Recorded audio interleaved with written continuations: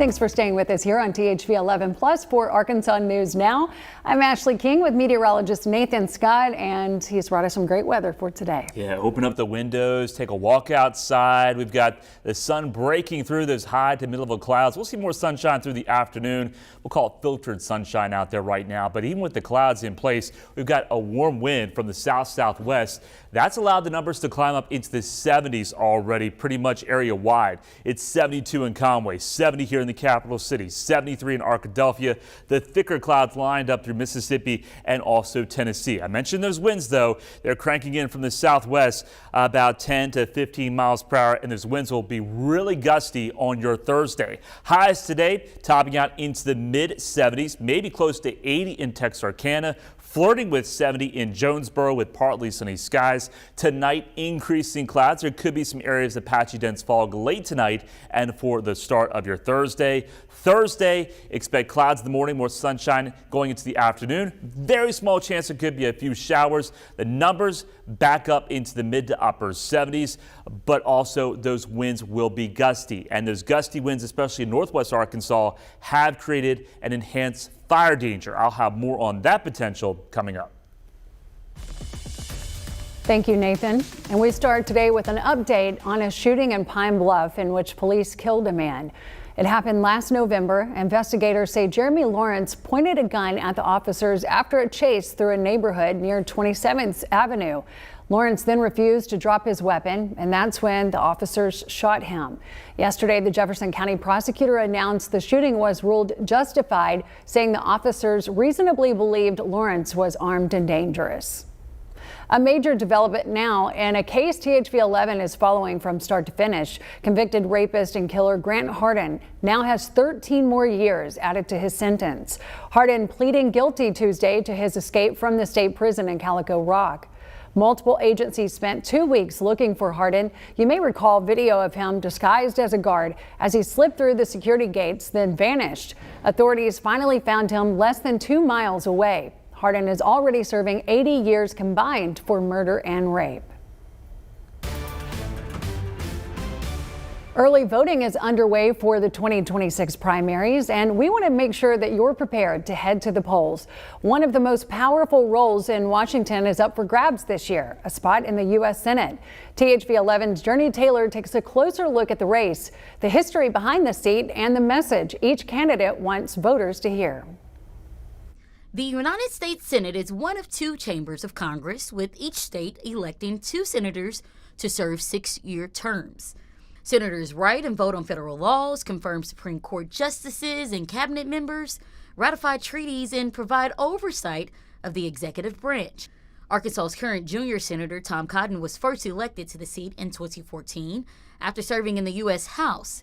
He won re-election in 2020 and has now spent more than a decade representing Arkansas in Washington. And as voters prepare to head to the polls, we've asked each candidate the same question. Ahead of the primaries, what message are you trying to get out? The incumbent in this race, Senator Tom Cotton, said in a statement that he's worked with President Trump to deliver for Arkansas's conservative values and led the fight against what he calls Biden's radical agenda that hurts Arkansans. He continued by saying, quote, "Arkansans deserve a trusted conservative who delivers, not just talks. I'm proud to have President Trump's endorsement, but the most important endorsement is from Arkansans," end quote. 6th-generation farmer and Democratic candidate Hallie Schaffner spoke with us in person, framing her campaign around economic struggle in everyday Arkansans. I believe that to fight for Arkansas, you have to know what it's like to live here right now, and I do. Tom Cotton is a resident of Virginia. And when he comes home, which is rare, I mean, he talks to us like he doesn't like us all that much, that he thinks we're stupid. Arkansans are struggling. They're waking up in the morning, they're worried about whether or not they can afford their food, or if their job will be there tomorrow. And really what it's about is getting back to the basics for the people of Arkansas and having someone who understands these struggles, fighting for them every single day in the U.S. Senate. Democratic candidate Ethan Dunbar, a 34-year military veteran and current 2-term mayor of Louisville, says his campaign centers on cost of living and leadership experience. Look at our inflation, our cost of living, and how it's affecting our checkbooks now. And who do we think is the best candidate to go in and fight for us? As a leader in a community in rural Arkansas, I understand that there are challenges there. And, you know, we need help. We need help to be able to help people just make it from day to day and live well. And with the cost of, you know, healthcare being out of the roof, a lot of them can't afford it. Our public schools are being underfunded. So I think I'm the best candidate because I understand that. I live it every day. The race also includes 7th-generation Arkansan and state trooper Republican Jeb Little. In a statement, he said, quote, "I am focused on restoring accountability and principled leadership in Washington, starting with the full, unredacted release of the Epstein files to ensure justice for victims and maximum accountability for the VOW people involved, no matter how wealthy and connected they are," end quote. Little also said he's against career politicians and wishes to see term limits for leaders in D.C. And our team reached out to Pastor Micah Ashby's campaign and did not receive a response by our deadline. For THV 11 News, I'm Journey Taylor. And we'll continue to break down some of the biggest races of this election season. You can find all of our Election Central previews that have aired so far on THV11.com. Some voters in Pulaski County's House District 70 face a rare double ballot situation. They're voting on both the primary election and a special election. The special election is between Democrat Alex Holliday and Republican Bo Renshaw. The winner fills the vacant House seat through the end of 2026, including the fiscal session in April. Then Democrats will find Holliday in a different spot, facing Cordelia Smith Johnson. That's to decide the nominee for the full term in the House, where the winner faces again Renshaw because he's unopposed in the GOP primary.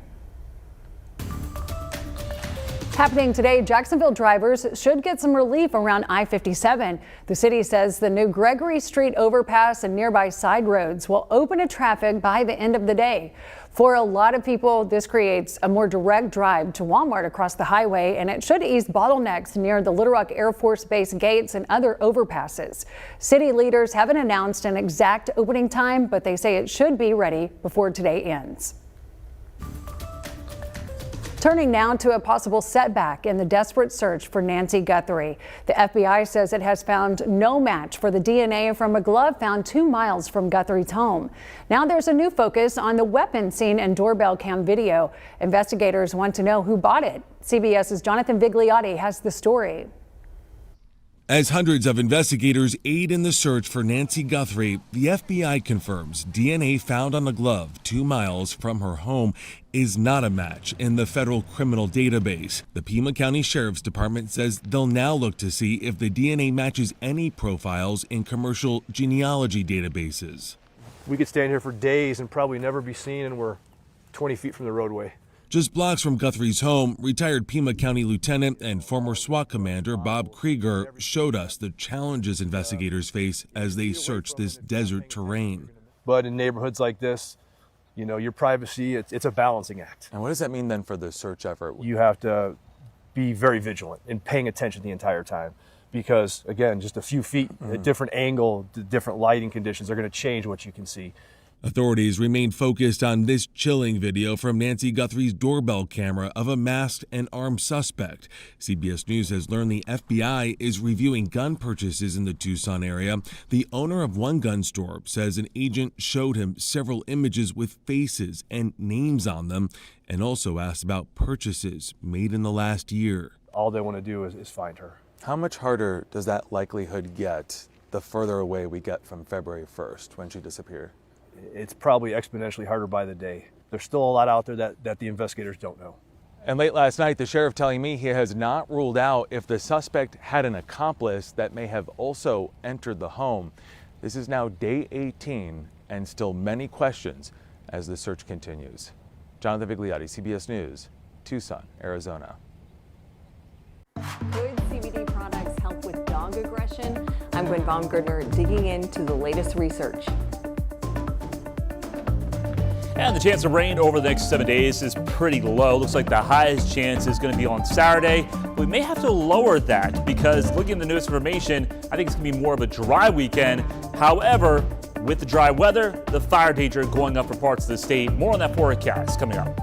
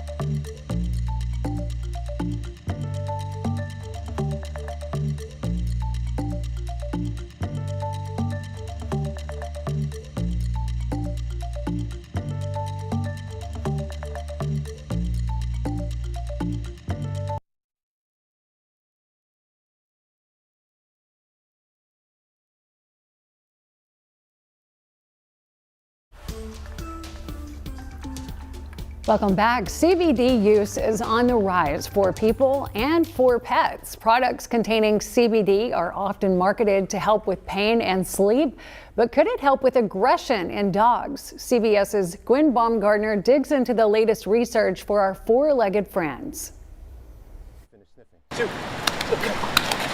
Despite it raining cats and dogs, behavioral trainer Brett Endies takes his dog Sue through a list of commands at this LA dog park. Sit.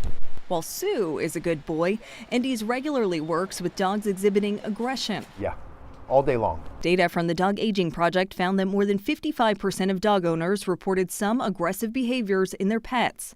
The project includes more than 47,000 dogs. Data also indicated a link between dogs becoming less aggressive following long-term use of CBD or hemp products. It is very important that people know we are not saying run out and get CBD. This is an interesting finding that needs to be further pursued. Dr. Julia Albright is one of the co-authors of a study into CBD use and dog aggression. Researcher analysis noted behavioral changes in dogs with consistent CBD use for at least 2 years as compared to dogs with no use, pointing to potential long-term benefits on temperament. Dr. Albright underscores the need for more research, noting the amount and type of CBD product varied in the dog data they analyzed, and a dog's CBD use was sometimes prompted by pain management, not aggression.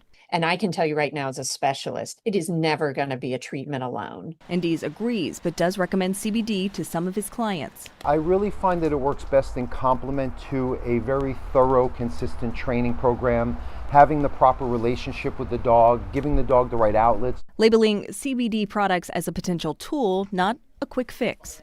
Gwen Baumgartner, CBS News, Los Angeles. Good afternoon, Central Arkansas meteorologist Nathan Scott. We have a cold front that's going to be sweeping its way through the state tomorrow. Once this front makes its way through, the winds will pick up and the humidity levels will drop off greatly. So with the combination of those ingredients and dormant vegetation and drought, there is an enhanced fire danger risk that has been increasing across northwest Arkansas and also now Searcy County, Newton County, Baxter, Marion, and Boone counties have all been added to this fire weather warning that goes into effect on Thursday. Basically, that means you should not burn in those areas. Wildfire danger, it's moderate, even for folks in Pope County. So if you're not under a burn ban, and the only county officially under a burn ban right now is Benton County, just don't burn. It's not worth the chance. You've seen what's been happening in Oklahoma. Look at your winds out there today from the southwest, about 10 to 20 miles per hour, but then those winds really crank into gear Thursday afternoon as that front makes its way through. Winds from the west about 20 to 30 miles per hour. There could be some higher gusts, especially over the ridge tops, and these winds will start to calm down going into Friday. So next 3 days, 77 on Thursday ahead of that front. Small chance of a few showers. We drop down to 60 on Friday. A few showers possible later in the day and only into the 50s for highs.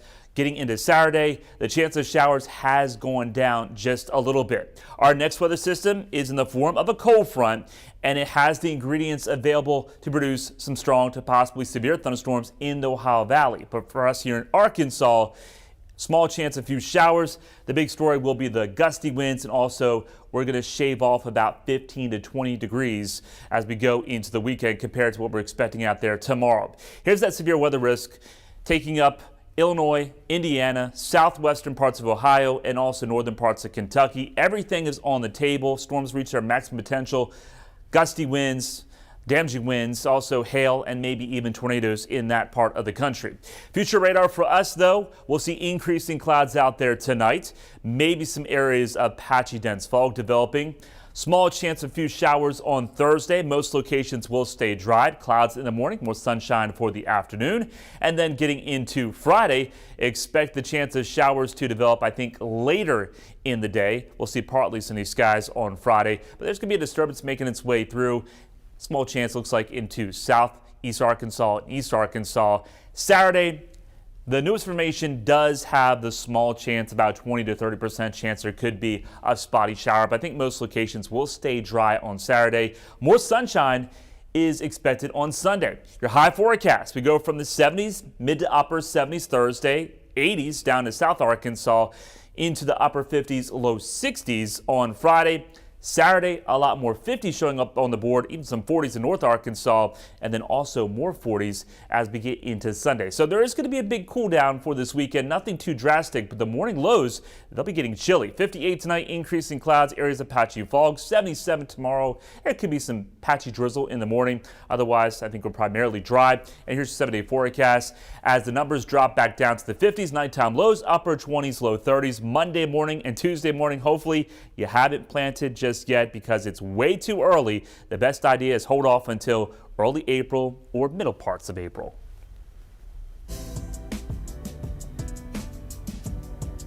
It is Black History Month, and in Atlanta, one Black-owned toy store is turning representation into a mission. The Brown Toy Box creates toys designed to celebrate diversity and help children see themselves in what they play with. Reporter Leandra Head has the story. It was really important for me when I started Brown Toy Box, just for Black children, Black and brown children, to see themselves represented and play. The store is filled with educational toys that represent diversity. Terry Bradley, the owner of Brown Toy Box, says that representation is the heart and soul of the store. We want to be able to plant seeds, right? We want kids to be able to kind of pattern up, say, oh, I see something that looks like me. I can go be a marine biologist. I can go be a chemist. For Joy Harris, shopping here for her young daughter is more than just buying toys. It's nurturing her identity and pride. For her to just be excited and walk around and see toys and things that reflect her and that she can continue to grow and learn was just exciting to me. Science experiments. What does your daughter gain from shopping here? She gains a continued love of her STEM, of her culture, and an appreciation for being able to learn in an environment that supports her, that looks like her. She can find her identity. What is this? Bradley says that these educational kits that depict Black and brown children in roles such as coders, app developers, and marine biologists are headed to Chicago to be featured in the new Obama Presidential Center. So all of our characters, they represent different STEAM themes.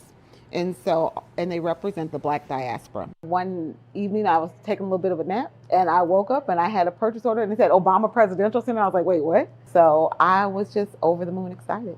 Each kit includes a book, a hands-on project, and a toy that brings learning to life. When they say, hey, I want to be a marine biologist or an architect or whatever, they can read about Black people who did it before them.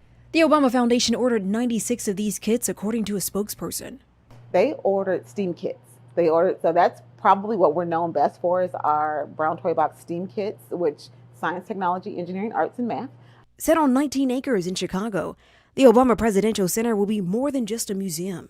It will be a space filled with art, gardens, gathering spots, and a gift shop that highlights Black-owned brands, including those from Bradley's store. We're really super excited that people from around the world will be walking through there and they'll be able to see our kits. From Atlanta to Chicago, these toys journey far beyond the mouse. They carry hope, showing that representation matters and every child deserves to see themselves in stories that shape the world.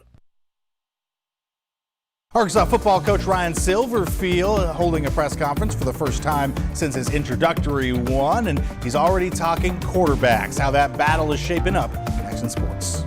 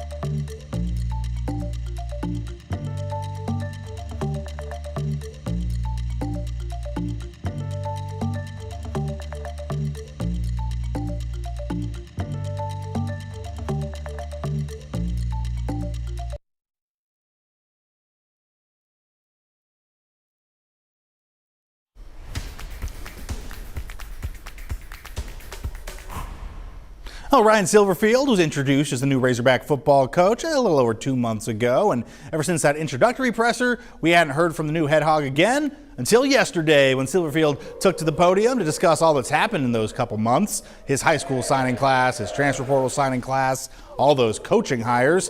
He also started to look ahead to next season, looking like we got a battle at quarterback between the returning KJ Jackson and Memphis transfer AJ Hill.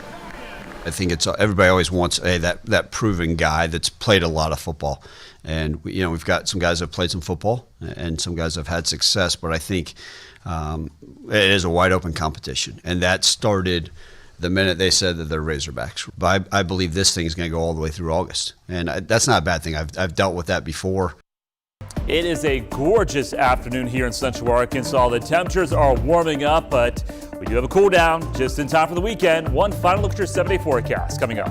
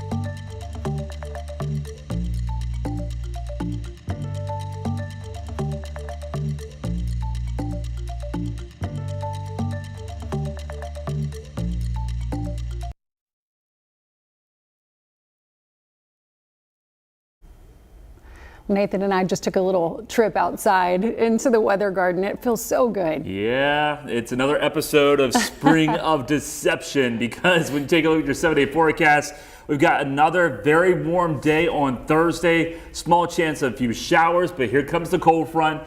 And once that cold front passes through, the winds will really pick up for the afternoon. Down the numbers go on Friday, 60, highs into the 50s for the weekend. Small chance of showers on Saturday, lots of sunshine on Sunday, but notice those morning lows. Sunday morning, Monday morning, Tuesday morning, many locations will drop down into the 20s.